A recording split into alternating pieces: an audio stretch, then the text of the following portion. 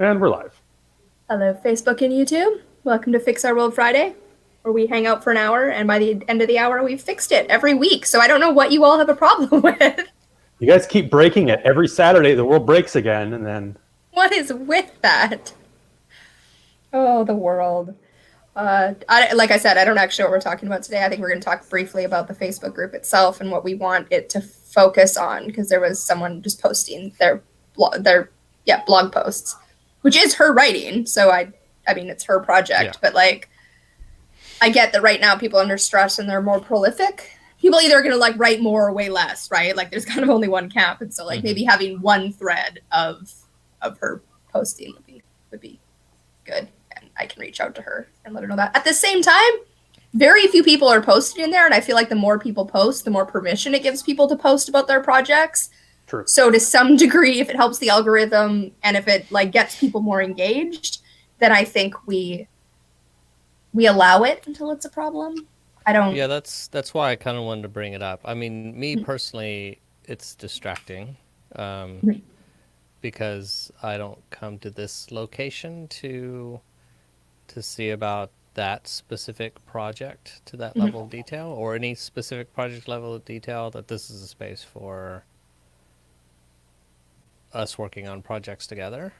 And I don't know if we all posted every blog post that we do to our projects to the central feed. That would be a bit cumbersome. Now, that being said, I mean, she has posted every day since she joined the group. So if we're okay with a daily post that's unrelated to, it's over about a specific project and not about overall projects, and for those other reasons you mentioned, then that's fine. I kind of like the idea of people doing like we were doing the monthly update videos, almost doing like maybe a weekly update post for where you're at in your project, but not like every piece of content you create. Right? Like I Yeah. might say like, hey, I'm working on, this and that for Wiki Election, not like, hey, here's a video I just released and here's an infographic I just made. That should go on the Wiki Election channel, and then maybe once a week I say, hey, I did this. And the other thing, I think these posts would fit better in Game B because they're about Game B. So wouldn't you put that in the Game B group rather than the Game B projects group? I just think it fits better there. I don't think she's posting there, so I don't know why it'd be here. I Okay. guess that's what's confusing. That might make That is make sense. also whether. Yeah, so we can just see how it goes. Yeah.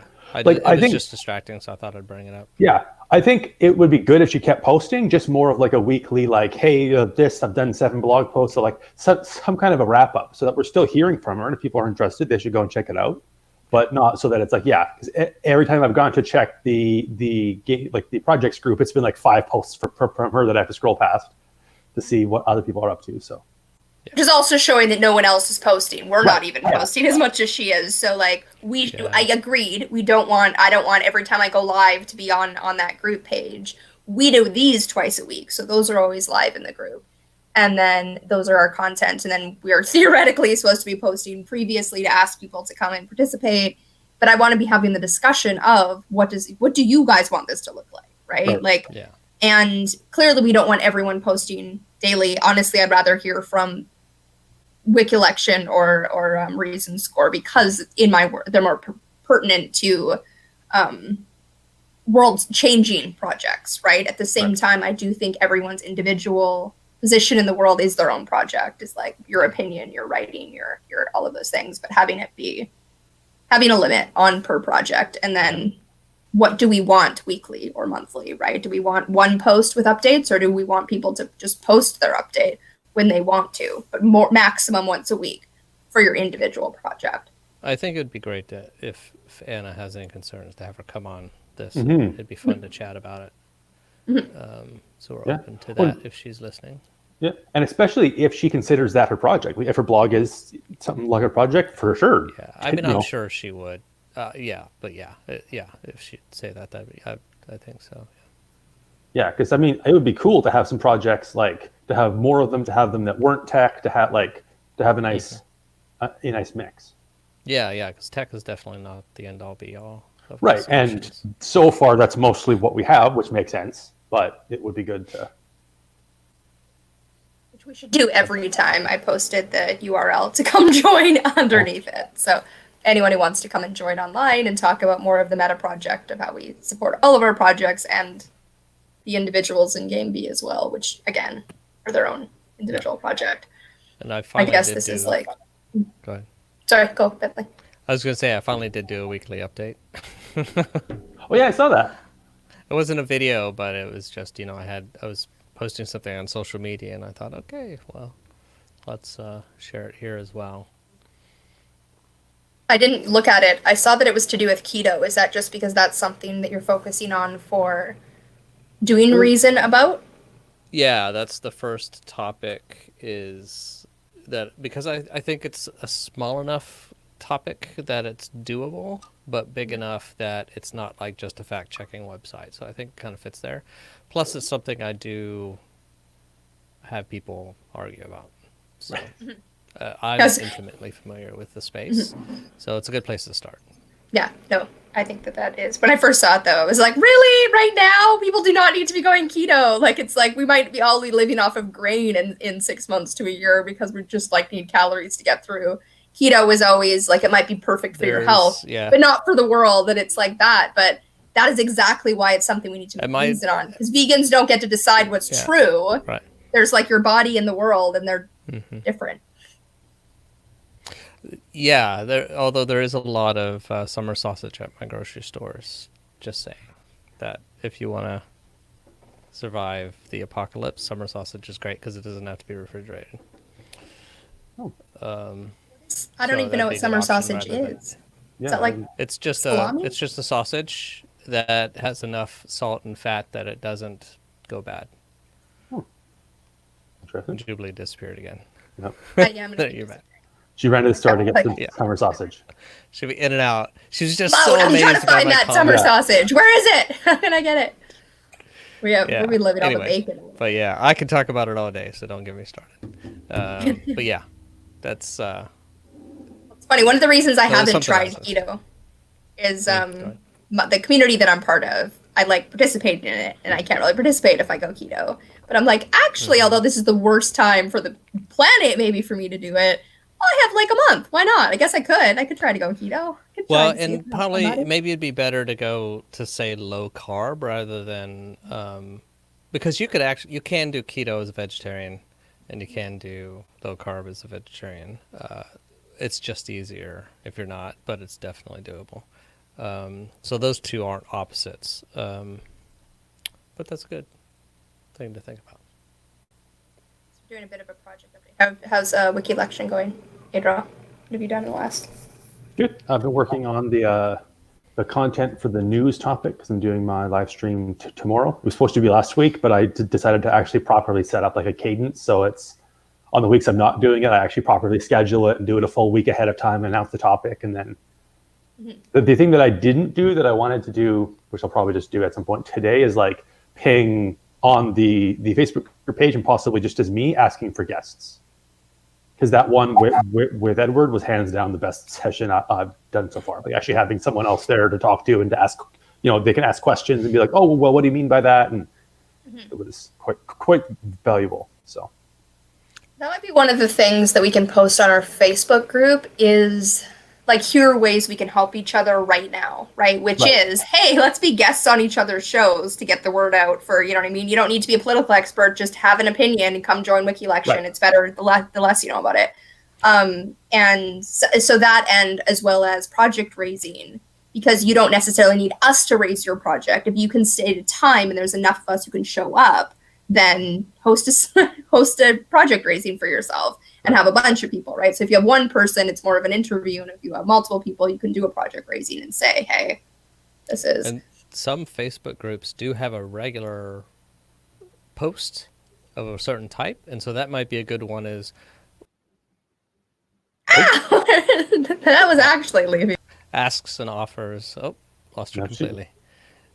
Something's going on stream there. Oh, internet. Yeah. It's interesting times. So maybe like asks and offers or something like that. And just have that be a weekly post that goes out every week and people can comment on it. I like that. Yeah. And then that's like kind of just a much simpler, like a one-off, as opposed to like my project needs help with these things. This is just like hey, who wants to co-host a live stream?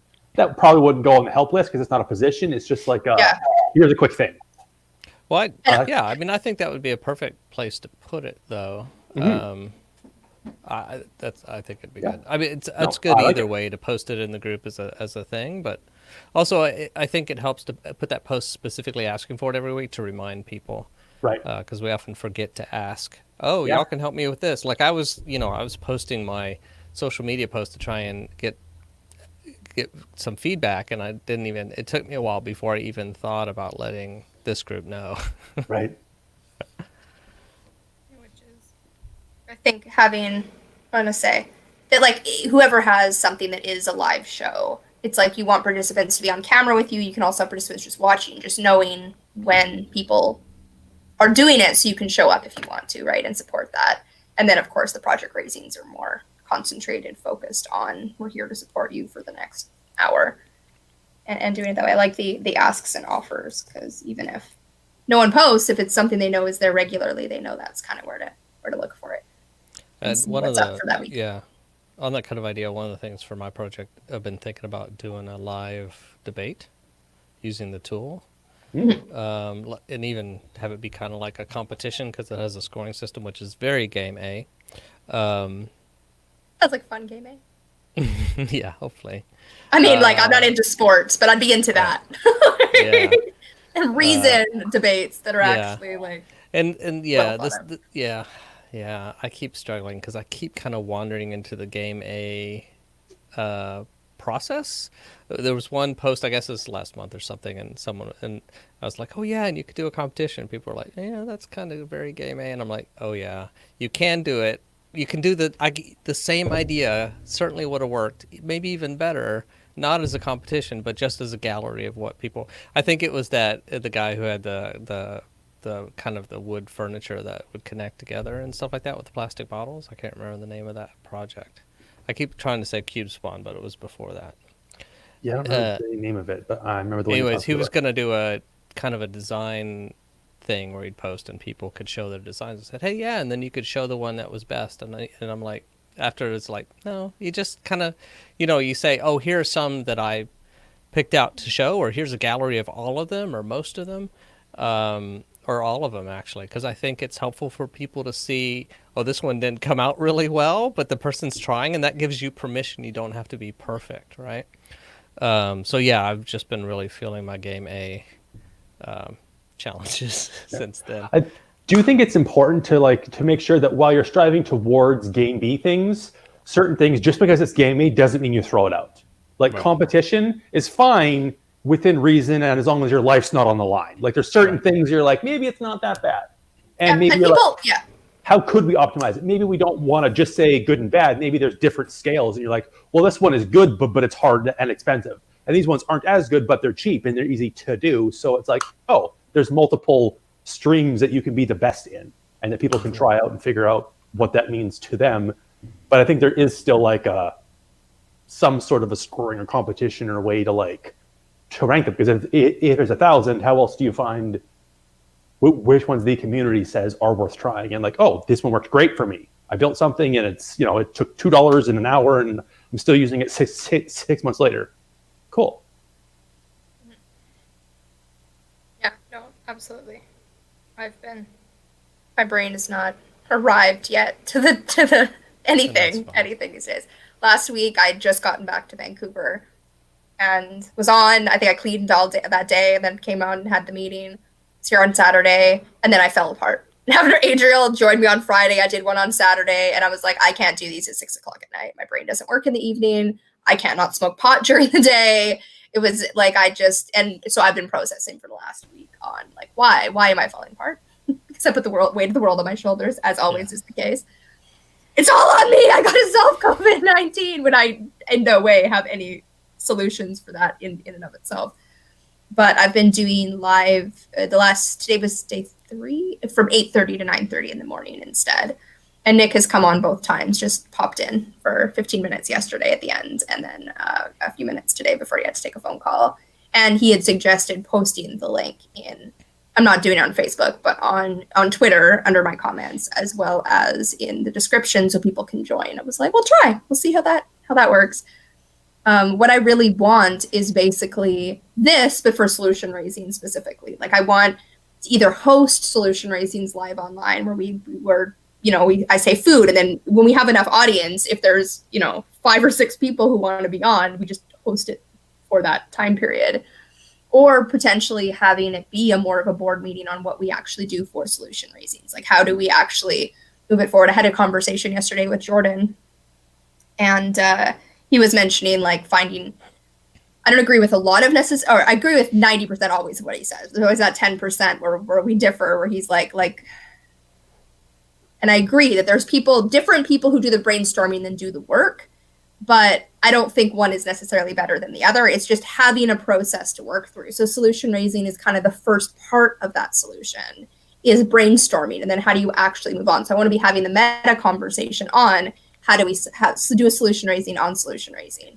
And I had one scheduled for yesterday, but I didn't even go on to see if anyone showed up because no one RSVP'd. I was like, I'm not in a space after 2 conversations, the live one and then Jordan. And but that's what I'm just kind of allowing it to evolve, maybe not putting all the pressure on of like, this has to solve things right now, but that's my dream, is to find people who want to have that meta conversation every day for an hour. I mean, if you're at home, why not? But more finding someone who can put the notes together so you don't need to attend every one, but we're still somewhat moving it forward, showcasing what we could do with 10,000 people and $100,000. Jordan's suggestion was to work it out with 1,000 people and then have everyone invite 10, which I was like, yes, of course. Like it's not like we get 10,000. Right now it's like we're working it out with 3 to 5 people, but having more of an audience and then growing, like moving over to Zoom, saying, okay, here's how we're going to showcase what a solution raising looks like. Then we'll gain people who want to have the more meta conversation on solution raising, and then move over to Zoom and just host that conversation online. But I can't control that that's what it's going to look like. All I can do is show up for that hour and see who comes and see what comes up and see if the world's ready for whatever I can offer during that time period. Yeah, I think it's a good plan. Yeah, I haven't been able to even keep up with watching everything you're doing, so I know it must be hard to do it. Which is like, it's all I can do. Like I can't edit, so like live ones are perfect. Which is what I was gonna go live in every evening and do 3 Monday, Wednesday, Friday, like a 5-minute video. It's like, screw all of that. I'm gonna show up to my live conversations I have scheduled, and then do a live hour, and that's it. And then when I feel the need, I have a message I want to give out, as I always do. Then I'll do a 5-minute video and put it up, but there won't be a schedule to it. Yeah. Because that's what I can do. And I do. This may not be the forum, but I did have some thoughts on your one about when you started off the video about the correspondence between you and that other person. I'd gotten through that one. The one with Jordan is still on my list to watch. I would way more highly suggest that one than the one. But that one was just so hilarious. Like it was actually like humor that I had to like distill from my body. I was like, is this happening in the Game B space? He got kicked out. While I was on that conversation, the admins were talking that I wasn't part of, and the guy got kicked out. Was that the one yesterday or the day before? Yesterday, yeah, the guy that was just a misogynistic. You can't have agency because you're a woman. I was like, well, what are you doing in the world? He was like, is have patience with you count? I'm like, I was expecting more from a fully grown man with full agency. Yeah. I actually was on it too while it got kicked off because I was trying to save that picture somebody put at the end, which I was like, that's brilliant. Yeah. The panning for sense. Panning for sense. So good.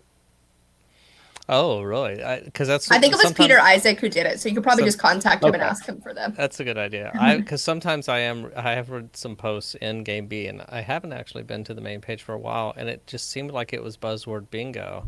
And I was trying to think of a way. What's a constructive way to do some sense making or to follow the Omega rule?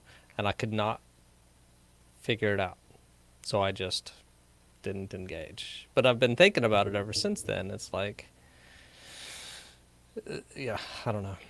You mean like what kind of rules or what sort of like system is in place to help? Not even that. Just the conversation with that person. Like Right. they're saying something, and it seems to me that one of two things: either they're trying really hard to express themselves, and they're just not doing a good, what I think is a good job, or in a way that I could perceive it. Let me put it in that format, or they're trolling.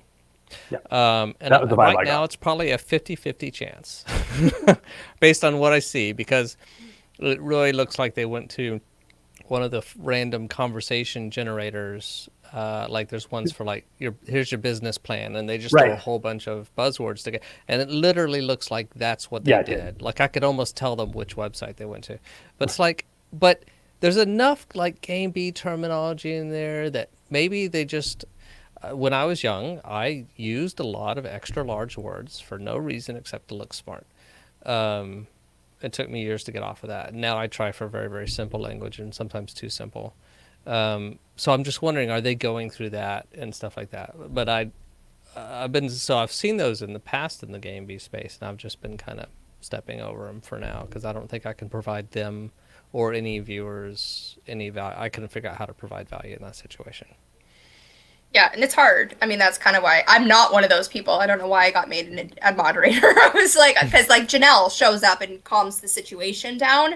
I just ignore the situation. I'm like, I can't handle it. Bye. I mean, there was the time last week while I was still in Alberta where someone posted the weird video of the lights, and I was like, you can't do this. Like, you can't have a watch party with. It's like, well, we can't make sense of things unless we're going to post them and then make sense of them together. I'm like, not in this climate. No. And I had just smoked a joint when I was dealing with it, so there was a little more paranoia, but I was like, this isn't okay. Like, you can't post weird stuff going on over Jerusalem and be like, what is this?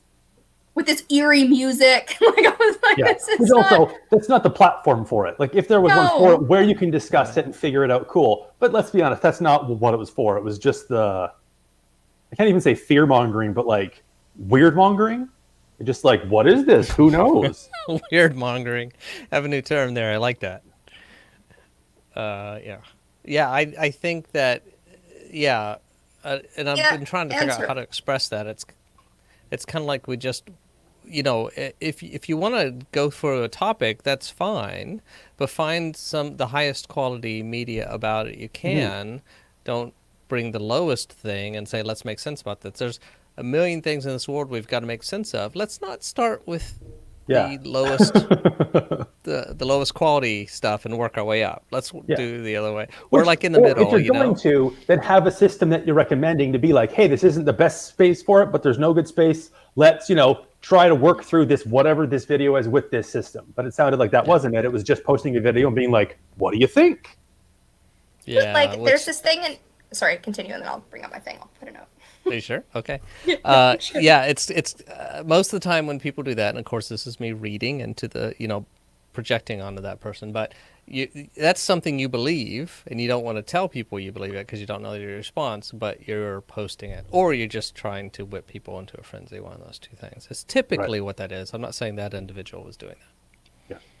No, that's a question that I've been having lately. There's somebody that's on my Facebook who, when I post them, like, okay, I think I know what they believe, but then it really just seems like they post everything they see. Like a quarter of the stuff that she posts is like, COVID-19 is fake and this and that. And then like half of it is like, COVID-19 is serious and people are dying and governments are taking it seriously. Like, so really, you're not like, it's not like you have a viewpoint that you're posting from. You're just posting everything you see with this talking about anything.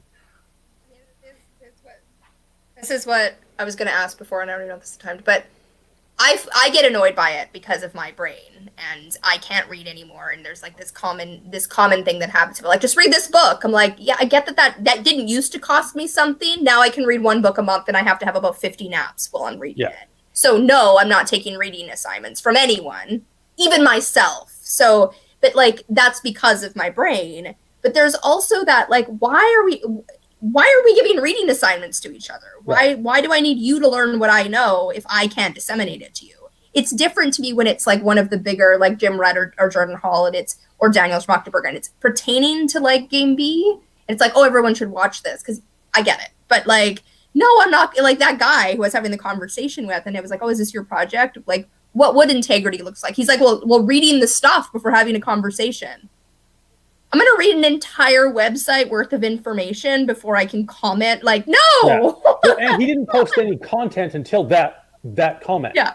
So it No, was like there's nothing to review until like almost the end of the conversation. So, and that's right, and where it happens like, a lot. as Like Bentley it happens. said, I think he was a troll. Or like as Bentley said, there's two options. I read that and I'm like, this guy's totally a troll, which was partially just based on his picture.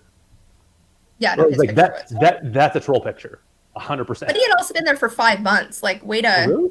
lay low. And there are people in this space who have shown up doing Omega Rule all along, and now they're having a hard time. And I think it's very different to show up consistently in a powerful way, or whatever way, a good way, and then you're losing your shit right now. And I think collectively we're losing our shit right now. So it's more, I mean, even talking to Jordan yesterday, I don't think anyone else who hadn't talked to him before would look at that video and think he's got some manic energy or that, but like, I think that's Jordan manic. Like, that's Jordan stressed out, and it's like very different than his presence 6 months ago. And I think he's doing great. I think that you know what I mean? Like, we're as much as any of us can do, and I'm glad to hear that. But it's like we're all having a hard time right now. No matter how much sense you can make and how connected you are to other people, this is a weird time for life to be happening right now. And so, like, I always come off wishy-washy and all over the place, so it's not different for me, but he's like so present with you and can like talk to anyone and gives you like all this time. And it was just a different energy that from Jordan was like, okay, I can see there's a little bit of a change here. And he even acknowledged it during not to that extent, but just like, yeah, interesting times. This is what is going on. And I think a lot of us are not aware of how much it's affecting us. Mm-hmm. It seems like it really kind of digs in, and it's not till like after I was snipping at my wife today, and of course we've been in the same house together 24/7 for a week and a half now, and we probably have another month now. They extended everything, well, a month and a half. They extended everything in Dallas till May something. We're not technically in Dallas, but you know. So May 20th. So yeah, this is going to be a good test for our relationship. Should be fun. Yeah, no, and I think that for everyone, even my family, like our household, who we're always home almost all the time. But like my dad will go out for a walk and go and do things. He's like, I need to go do something. I'm like, go for a walk. You can't go do something. Like, you can't. Like, I'll just go to the bank. No. I'll just go get blood work done. No, just a walk. Well, I feel weird just going for a walk. I get it. Feel weird. Go for a walk. But it's like, even me and my kid who are home together all the time, the fact she doesn't get to go to school, the fact we don't have co-housing, the fact that like there's none of these other outlets is like, oh, my kid is going stir crazy in a way she hadn't before. And I can only imagine the kids that are out all day, every day. And this is now that drastic. For her, it's not that drastic of a change, but it's still a big change. And yeah, snapping at each other. And like, my dad snapped at me a few times more so than he has at all. And I'm like, oh yeah, because he's going stir crazy because he can't leave and he can't like do the things. And it's like, can you not do that here? And like, this is, and I'm like, okay, yeah, I can try to stay in my room, but this isn't the Wi-Fi, which is why we're using April's Wi-Fi more so than mine. Because that was one of the other reasons going live at 6 p.m. The second time I did, people were like, we want to listen, but we can't understand. It's cutting out all the words. So wait, Ernesto said something. Do we want to respond to this? It's been like 15, 20 minutes ago. I don't even know what Android Development Studio is, but I think it's just the last half is the more important thing. So he wants to look into making an app for decentralized census in Cuba. I mean, that sounds maybe like either a solution raising or a project raising, depending how far along it is. I would say probably solution raising is step one, and then go from there. Yeah. Down with doing a solution raising, Ernesto. If you want to do it on voice and not video, because I know you don't like doing video, we could do a project raising on it. No, and if I can make a comment of my own personal opinion on that is, I would, especially if you're just doing a test app, I wouldn't do Android Development Studio. I would do one of the web technologies, because then you just deploy to Android and Apple and the web in one development, and cut your development in a third until you know the project works, and then you can create more specific things. That's one of my general rules. Now, if you know the Android technology well, which I can't remember, is it Java? Then that's a good reason to go for it. But our recommendation in general is to use a cross-platform tech. And so if you want more info on that, I'm happy to help. A little bit of project raising right there. I'm not a developer, but I would agree. I'm not in any way understood anything you said, but I agree. I trust you guys. Know that. Just out of politeness. Yeah, like that. Just to vote yes. I disagree. Spend a lot of time doing each one individually. Bet your house on it, just all in. But it's funny right now. Like I'm gonna laugh at him. I do have the like oppositional defiance disorder. Oh, wait, I'm using Flutter. Okay, that's good. Cross-platform compatibility. Awesome. Of like not listening to our higher ups, questioning everything, and I'm like, you don't need to stop questioning, but you do need to stay at home. Like we can have a revolution from our living room. You can't pour out into the streets. And it's just really like, the next few weeks are going to be very, very, very interesting because as people in North America go stir crazy and our mental health and emotional health is put into toll, even if our numbers aren't going up. Well, the numbers aren't going. If they go up, catastrophic. If they don't go up, catastrophic. Because it's like, well, why are we even doing this? And we watch the rest of the world implode because this is hitting Africa and India and all these places that don't have the capacity to deal with it, like Canada and Australia can. Don't have the healthcare systems. Like it's like the worst of all worlds instead of like Canada and America where we have more of the power. I don't know my point of that was. Just depress everyone. This is interesting. But like to somewhat ignore that while working on other things is... Yeah. I saw a really good post, I think it was at some point this morning. I don't remember the exact wording, but it was sort of saying like, not all the things that you're hearing are mutually exclusive. Like you can say that the virus is dangerous, and you can say that excessive unemployment is dangerous, and you can say that authoritarian overreach is dangerous. Those can all be dangerous. That was what I was like realizing with my kid. I've raised her to not in any way respect authority, i.e. myself, and it's okay because I'm like you're your own person. But now we're out and I'm snapping. I'm like, stop touching your face. She's like, stop touching. I'm like. You need to listen. And also, like, I'm going through the same thing with my government, right? Where it's like, at any other time, I'm not going to listen. But right now, you're the best we have and we have to listen, even if I can also rebel. Like, it's like that parallel of like, you can't do this. Like, any other time, be goofy, test authority. But like right now, life or death, you need to listen to me. And not life or death for her, because she'll be fine. And I'll probably be fine. And the person who won't be fine is not taking it as seriously as the two of us. But like, it's still making sure that it's not on us that happens. And it's like, when I tell you not, it's like, don't put things in your mouth. Don't put things in my mouth. Yeah, I really liked your point, Jubilee. We can question authority, but let's follow it until, if in a high risk situation, let's follow the authority and have all the questioning. And then, if we can prove that they're wrong, then let's do something else. That's really, I hadn't thought about expressing it that way. That's good. Yep. And I think to extend that, it's also still keep an eye out for potential government overreach. Because 100% you can see a bunch of governments are like, oh yeah, now's the time. And so it's being ready to be like, hey, I know you said to stay inside, but no, you can't do that.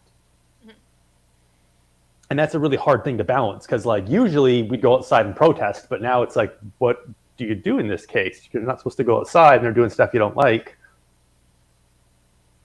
No, I haven't, Ernesto. I've only been watching Democracy Now! And yeah, no, it's going to try every different culture and every different country. And we haven't even seen the start of it. No, it's baby. Which is scary.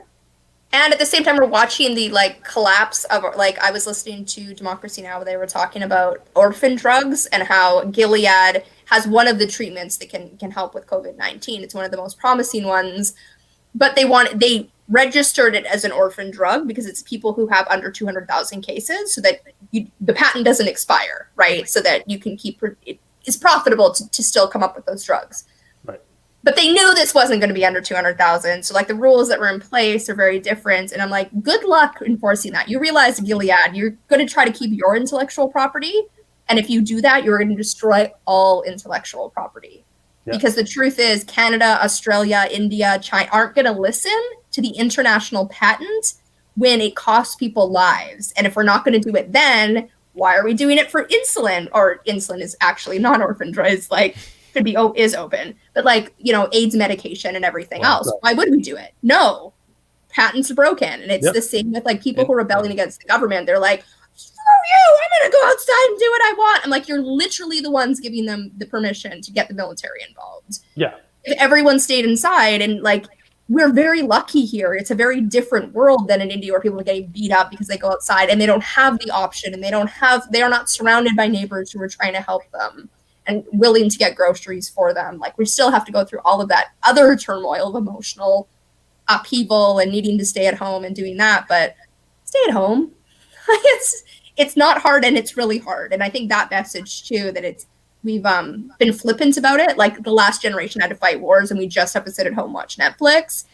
I'm like, I don't think those people understand how hard it is to sit at home and watch Netflix for weeks and weeks on end. People don't like not having a purpose. And say what you will about war, there's a purpose inherent in there. It's a very different thing for sure, going to war and being quarantined, but like also hard in very different ways. Mm-hmm. And I mean, I don't think people are going to get PTSD from being quarantined, but that doesn't mean that it's pleasant, and that doesn't mean that like there's not other things that a certain person.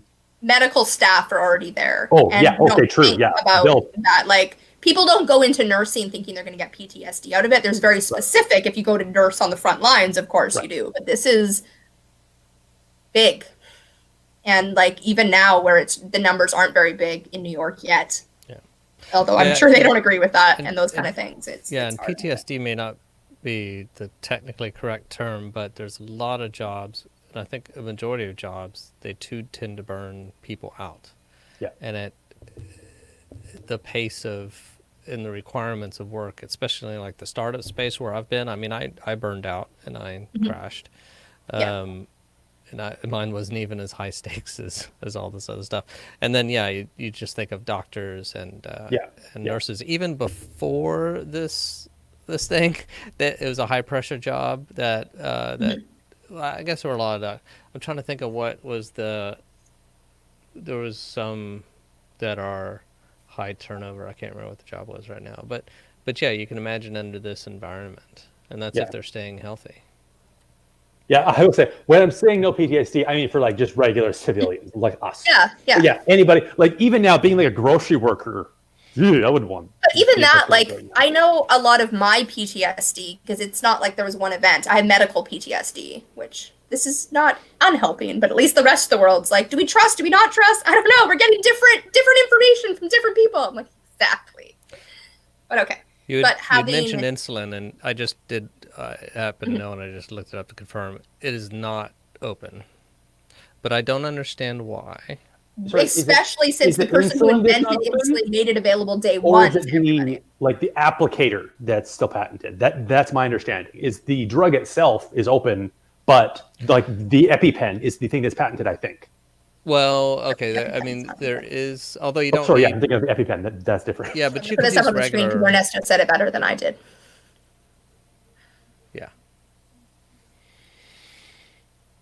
Well, they're the ones that encourage the authorities to overreact or give the authorities an excuse, depending on what you think the motivation of the authorities are. I think most of our authorities, especially in the U.S. and Canada, have all positive intents. They're just not very good.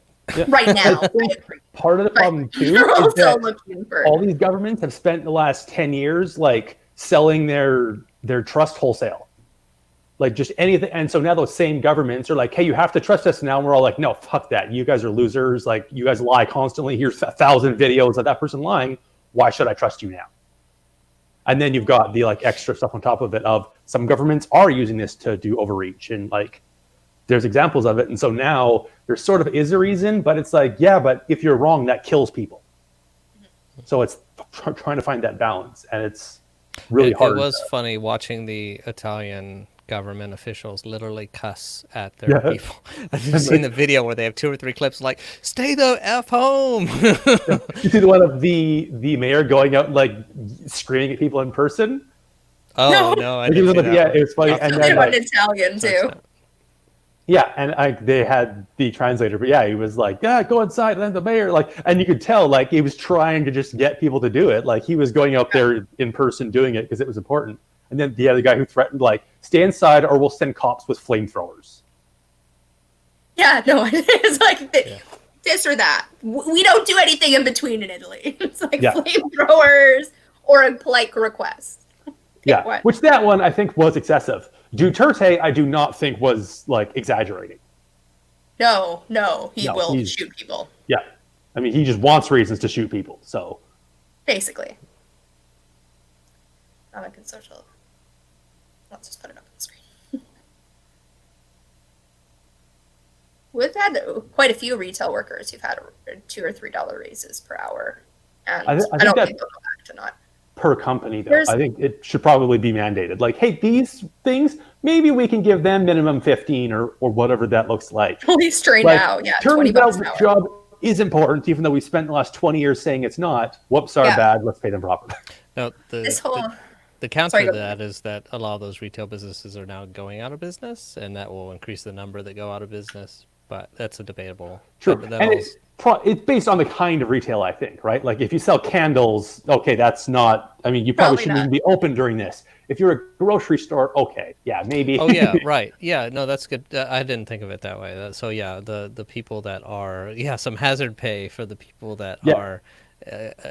What's the term for the services? Essential, I think. Essential, yeah. Essential services, yeah. Well, that's like right now we're seeing what is truly essential, what we cannot like. And you're also seeing in other countries where they, like India, doesn't keep the food stores open. And so they have a very different, they have population of like 60% of their population is below their poverty line and literally doesn't live paycheck to paycheck. They live day to day, right? You work that day to buy your groceries, to eat that day so you can possibly work the next day. There's no option to stay home for 2 to 3 weeks if you're not feeding people. So they're trying to figure that out. And it's like, are you going to starve? Or are you going to go out in streets and get shot? I mean, what do you do? And it's going to be very, very testing. But in our countries, in America and Canada, you have all of these people working from home who think like they're the new wealthy, really, because it's everyone else has lost their job and you actually have a paycheck, you're doing okay. At the same time, we're also showcasing that your job can be done from home, which means it can be done from the Philippines and China and India.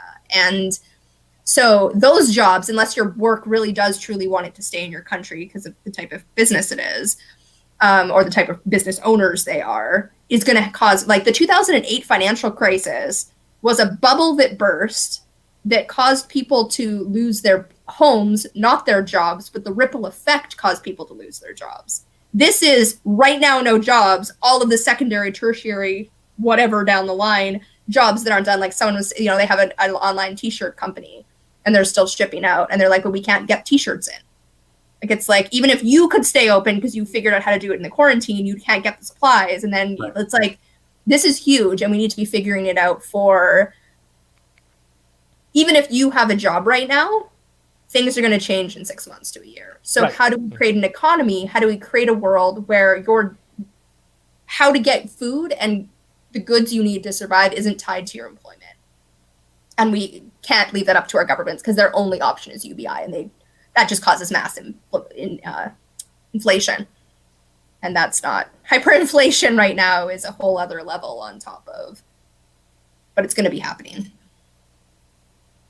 Yeah, I didn't realize, I heard the other day that in the 2008 crisis, the credit markets froze up. So businesses couldn't handle their cash flow appropriately.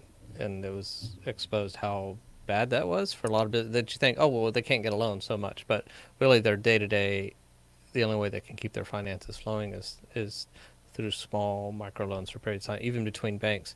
But that's happening now, and I didn't realize that just like last week the markets they weren't completely frozen, but they were pretty badly halted. Yeah, and that's probably like a ground up halting as opposed to the 2008. It was them halting it because they were the ones in trouble. But now they're not having the money coming in. Like, people aren't paying rent. I heard that 50% of people, I'm not sure if it was California or the US, didn't pay their rent on April 1st. 50%? Over 50%. Wow. Yeah. Like, you think about, Well, I think I like did. a I did pay record my rent number- April 1st. a record number of people in the U.S. applied for first-time unemployment, 6.6 million in a week. Yeah, which is helpful if you know what it was before, and it was like less. If you than see a the million. graph, Yeah, the graph. a is just- spike you've never seen, like almost a flat line, boop, boop, boop, and then like maxes out. Yeah.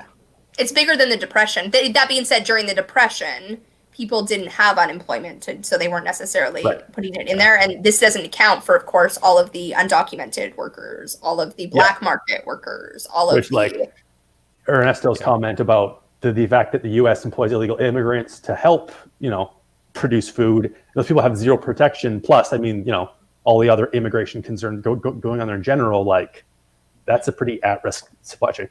Now, the interesting thing, I think it was either today or yesterday, Trump is trying to prevent 3M from shipping the good masks, the 5N or 5 N95. N95. The N95. He's trying to stop 3M from shipping those to any other country. And basically trying to say, no, these are all ours. You can't ship those. Like, he's trying to stop them from shipping them to Canada because Canada placed an order. And he's like, no, those are ours.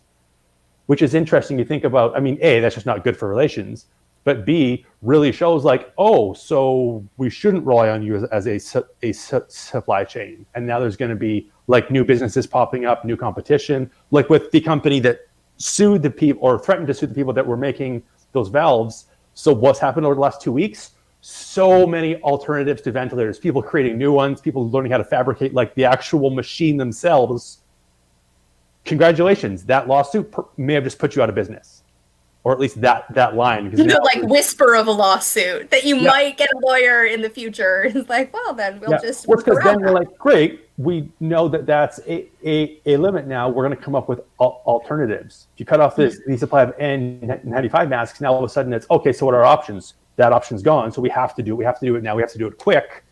Mm-hmm. And the whole necessity is the mother of invention.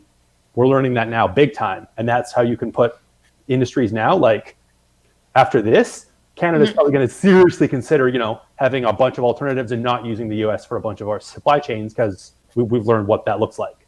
And the truth is, every country is going to be doing that because they got in trouble for having shipped out things in January. You should have known, you should have kept them here. Well, that's not the world we live in. Right. What do we do right now? I don't know if Canada makes enough food for our population. I actually don't think we do. I know we export a lot of it, but we also import a lot of food. What is that net? I don't know. And it's not necessarily per calorie. I don't know if I want to live off of cranberries and wheat. But we will. We will live off of cranberries and wheat. Maple syrup. We're lucky in that we absolutely have enough land to do it. So if we have to spool up, it's work. But for us and the U.S., it's possible. For places like India... Can you grow oranges up that far? No. Kale and get oranges. Well, you could build a big enough greenhouse maybe for a tree. I don't know. One orange per person. That would be interesting. I mean, it could end up just being a bunch of hothouses because at this point it's more about trying to get food out. And Canada has a bunch of open land that we can all right, let's throw up some greenhouses and. But definitely which is what right now we should be 3D farming. That should be what the population who's stuck at home is figuring this stuff out. I get it. We need a few weeks to chill and more in our world how it was. But now we need to be all right, we need to think 6 months to a year down the road. Scientists and doctors have this to some degree.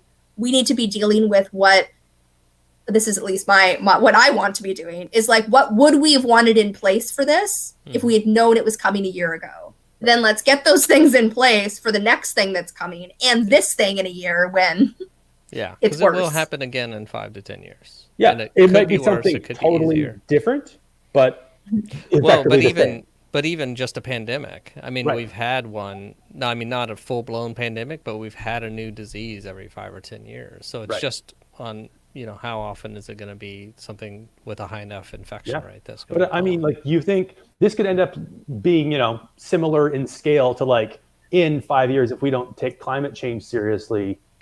If there's, a bunch of states permanently on fire and a couple states, and all of a sudden, okay, we have less places to grow food. Those people have to go into the other areas. We're now having a very different but similar in scale, we have to rework how everything works now. Mm-hmm. Yeah, and I think to Ernesto's point, there are a lot of countries and individuals businesses will start thinking about supply chains and keeping things internal, which will be a bit of a deglobalization, but hopefully it'll also be a resiliency, which we've had discussions on. Yeah, I mean, it might end up. That sounds like that part is definitely for the best. Yeah, and that's where it's like now, as a planet, we're like, oh, maybe it's not super thin, like fragile supply lines that we're just trying to shave every cent off, but a pebble can topple the whole thing. Like, okay, maybe we need to have a little bit more resiliency if it costs us a bit more. Yeah. No, I mean, you know me. I see all the possibilities for capitalism to be dismantled, because it's like, to this point, we've shaved off every penny for the profit of a very select few, which gave us a brand of efficiency, but not really. Like, a monopoly gives you efficiency, but they don't pass that on to the consumers. Right. Whereas us owning something together, which is kind of what our governments are doing with the factories. They don't own them, but they're like, you need to make these things. And then businesses themselves are taking it on themselves to be like, how can I be of service? I need to break even. That's all I care about right now. This is different. And there'll be people who want to go back to the old way. Now, right, great. Now I can make a profit. But the truth is like, if we can find out how much does Canada need, and can we make it ourselves, and how can we make the supply meet the demand, and how can we do that as efficiently as possible and have redundancy built into it, where you don't have, for very important things, one factory in the world making them. You have a factory in every country at least. And then at that point, if everyone was making N95, is that right? Masks, N64, whatever. Then we would be shipping to each other, right? Once you have the abundance, then it's like, oh, yours burnt down, yours isn't operating. Yeah, of course, everyone can give 5% of theirs to India, right? But like when there's one country is expected to supply to all the world, and they're like, well, who do you want us to supply to? Everyone's in need right now. Yeah, these are lives everywhere. Yeah, American lives aren't more important. Yeah, we have been able to adapt pretty quickly. Like a lot of the fashion houses, they're making the cloth masks, not the N95, but the cloth masks, first of all, they'll leave more N95 masks for the people that need it, because people will be buying them. And then, plus it also will help with transmission, because earlier they were saying don't wear a mask, but now they're going to start saying wear a mask, and they said don't, because we need to save them. They said I wish they hadn't have said, oh, it's not going to help you anyways. Well, it's not going to help you, but it's going to help other people. It would have been better if we did all have masks. Yeah. And now we're finding that out. So now people aren't going to trust them as well, because they're now going back on what they said. They did it at 180, as opposed to like, it's a complex topic. It's not going to help you not get infected, but it's going to help you not infect others. Slow down the spread. Which that is super important, but that's not why people were buying them. They weren't buying them to be like, oh, I'm going to stock up on masks so I don't infect other people. That was not their top process. Right. No, and then if everyone, like, what you actually want to protect yourself is all your neighbors to have them. Right. So, like, make them for everybody else and not yourself. But, like, the whole point is if everyone was wearing them, would be better off. But there was someone posted something called "This is like Schrodinger's virus," because we all simultaneously, Peanut, please go. Oh, yeah, I saw that. Simultaneously. Well, she's talking. Yeah, I think I saw that. Whereas acting like we all have the virus, and so to not spread it, but also acting like we don't have the virus, so like we don't have the antibodies, we're susceptible to it, and that whole thing. My kid hurt her foot, and I feel very bad. But as soon as I acknowledged that, she went from walking normally to full on Let me know if you need an ice pack, and I'll get you one. Yeah, we have about 7 minutes, but I don't know.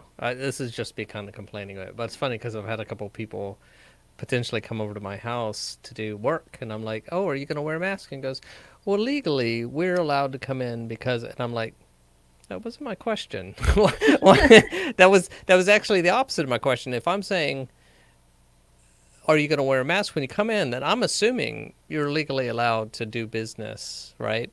So why are you suddenly going to the legal stuff? It's like, do you not believe that you need to? So now it's like, do I want them in my house if they think that, if they're worried more about the legal stuff than giving me a deadly disease, or my 80-year-old mom a deadly disease? So I've had two instances where we're gonna go ahead and have the guy come in on Monday, but. I know our fix-it guy was going to have to come in and fix the roof, and he's 65, 70. And I'm like, this is not, and he's in and out of people's houses, and he probably doesn't have the best hand washing skills and stuff. It's like, oh, but also poor, like, what are you doing going in and out of people's houses? But hey, people are paying rent, and like I actually paid rent on the 1st and needed you to come in on the 1st to fix something, and so I feel a little more. If I hadn't paid rent, it'd be a lot harder to be like, hey, our ceiling's leaking, come fix it, and we're not paying rent. And that is also like our rent market and mortgage market, and we're going to need to have a debt jubilee. And what does that look like? And really, what does it look like? Do I get to own this place now? Because why does my landlord get to own it? What? Right. Yeah. Because they got into debt first, they got forgiven. Yeah. Like, how does that?